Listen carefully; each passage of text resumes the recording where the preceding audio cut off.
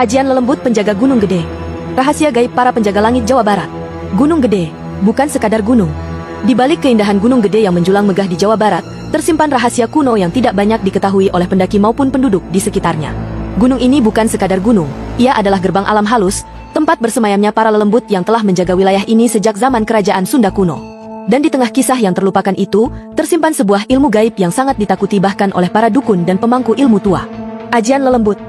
Ajian pemanggil dan pengikat makhluk halus penjaga Gunung Gede. Warisan dari zaman Kerajaan Galuh. Menurut naskah tua Serat Sang Hyang Siksakanda, pada masa Kerajaan Galuh dan Sunda, Gunung Gede dijadikan sebagai titik meditasi dan pertapaan raja-raja pilihan. Di tempat-tempat tertentu seperti Puncak Manik dan Telaga Biru, para resi agung melakukan ritual memanggil lelembut penjaga jagat. Lelembut bukanlah makhluk biasa.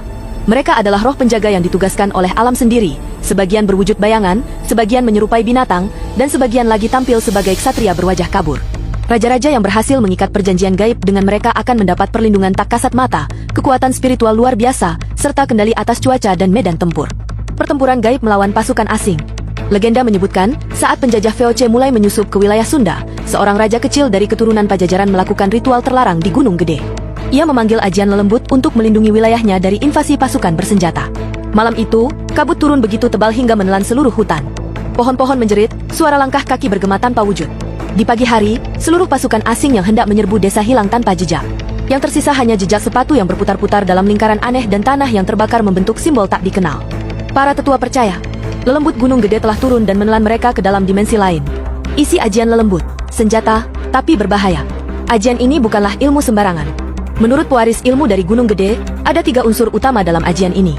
Kembang lingsir bunga gaib yang hanya muncul saat malam Jumat Kliwon. Mantra tembang leluhur diucapkan dalam bahasa Sunda kuno sambil menutup mata dengan belati pusaka.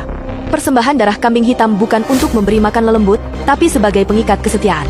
Namun, bila ajian ini dilakukan tanpa restu dari penjaga gunung, maka pemanggil akan dihantui, tubuhnya bisa dijalari kabut halus yang menggerogoti jiwa. Banyak yang mencoba, dan menjadi gila. Pertanda kehadiran lelembut. Penduduk sekitar Cibodas dan Cipanas meyakini bahwa kelembaban aneh dan bisikan angin di malam hari adalah tanda bahwa para lelembut sedang berkeliling. Bila Anda mencium bau bunga melati dan dupa bersamaan di tengah hutan tanpa sebab, itu tandanya mereka hadir. Bila pohon besar tiba-tiba bergerak padahal angin tidak bertiup, jangan menoleh ke belakang. Bila mendengar suara gong dari arah puncak padahal tidak ada siapa-siapa, kunci mulut dan berbalik perlahan. Ilmu yang dikunci oleh waktu. Setelah masa kerajaan berakhir, ilmu ini disegel oleh para tetua Sunda. Hanya beberapa dukun gunung yang masih menyimpan fragmen mantranya. Namun kabarnya, ada seseorang dari garis keturunan Pajajaran yang kini mulai membangkitkan kembali ajian ini. Ia muncul dalam ritual-ritual rahasia di tengah malam, memanggil kekuatan lama untuk kembali menjaga tanah Pasundan. Peringatan para tetua. Ajian lelembut bukan untuk kehebatan pribadi.